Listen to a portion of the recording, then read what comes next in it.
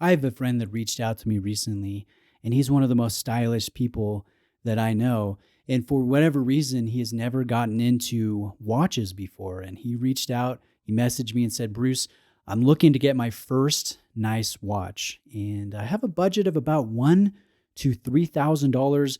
I really don't know what I'm looking for or what I like. Can you help me out? And that was, kind of music to my ears. A friend of mine getting into watches with a clean slate, right? And he's asking for my suggestions. So in this video, I'm going to give my friend Riley my suggestions. And if you have suggestions, if you have experiences, I'd love your input in the comment section. Now, that being said, I asked him a few questions because, that's a pretty big budget and it's a pretty big question.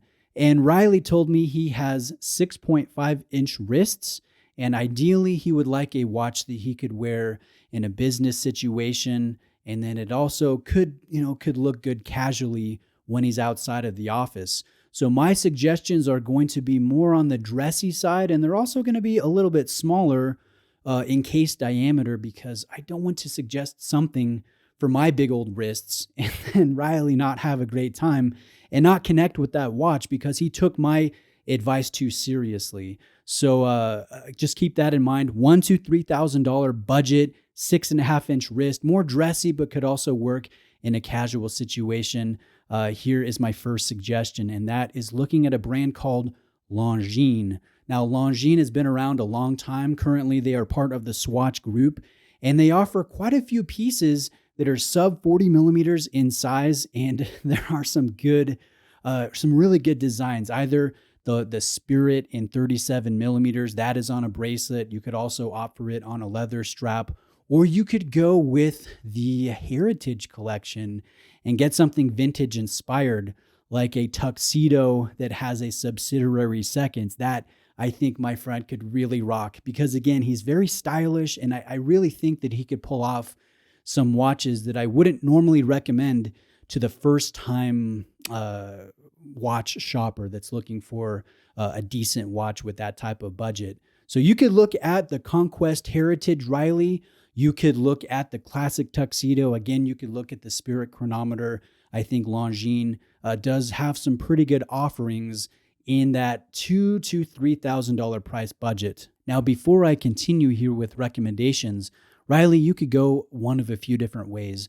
You could spend kind of in the median of your budget, get a great watch. You could spend maybe $2,000, $2,500, maybe up to $3,000 and get two nice watches and have a little bit of a variety, right? A little bit of a collection to play with. Or you could blow it all on one watch and maximize that budget, which, if I'm honest, that's probably what I am doing myself. Or you could be very responsible and just dip your toes into this hobby and get a nice watch, say $400, $500, $600, and then save the rest of that budget, until after you really figure out if you enjoy wearing watches, traditional watches, and you kind of hone in your watch tastes and you develop a desire for specific models after doing some research. So you could go, again, in any of one of these directions. So keep that in mind. But I will suggest to take a look at a brand called Tudor. Now, Tudor, they are on the higher end of that price budget. So you would likely just be buying one watch and maximizing that budget, anywhere from $2,000 to $3,000 for one watch. But it would be hard to argue against, because Tudor makes very well-rounded watches that you could wear in formal situations, but they're also waterproof. They have thread-down crowns. You could take them swimming if you wanted to, and it would be, it'd be no issue. So take a look at the 1926 in 36 millimeters. It has a very lovely texture when it comes to the dial, and you have color options, you have size options, you could even have material options when it comes to going all stainless steel or stainless steel and a little bit of yellow gold.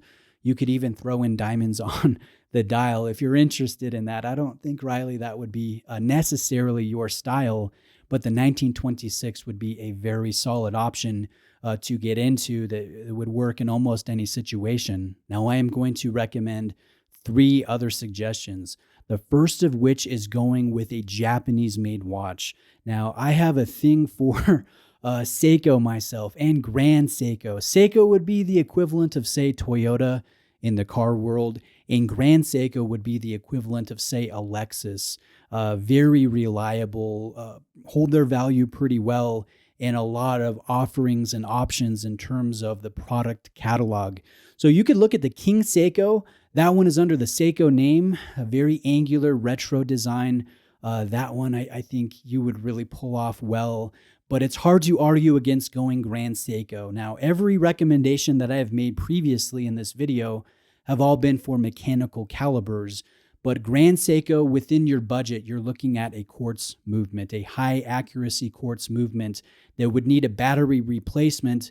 I think it's every 2 to 3 years with their calibers, but man, they are beautiful. And if you were to ask any watch collector watching this video right now, I think the majority of them would say that Grand Seiko makes some of the best watches on the market in terms of the detail work, in terms of the dial richness and crispness, the movement accuracy, the hand finishing. They are dazzling. They're very beautiful watches. And so you could go with a quartz from Grand Seiko, a high accuracy quartz, and I think you could really pull that off. Now, that being said, take a look at what I'm wearing today. This is a brand called Cartier. This is a watch called the Pasha de Cartier, and I absolutely love this. Out of all of my watches, I would have to say that the Pasha has been my favorite all-time watch, but I'm not going to recommend this one. I think there is a different model, Riley, that you would really like, and that is the Tank, the Cartier Tank. It's a design that goes back to 1917. It was really inspired after the designer was looking at a tank tread in World War I, and he had this idea for an elegant watch that almost looked like the tread, right, of a tank. So that's where the name came from. It's a very elegant watch. I have owned them previously, and it's also on the higher end of your budget, and it wouldn't really be the best one to wear casually. But as far as going to the office, man, Cartier, when it comes to the Tank, that is very hard to beat.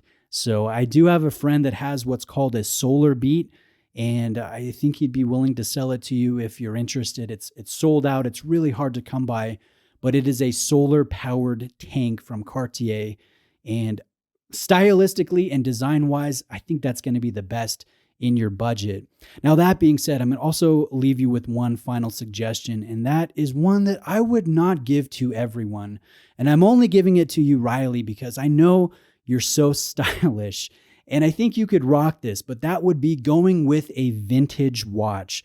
And the vintage scene can be a difficult scene to navigate if you really don't know what you're looking for.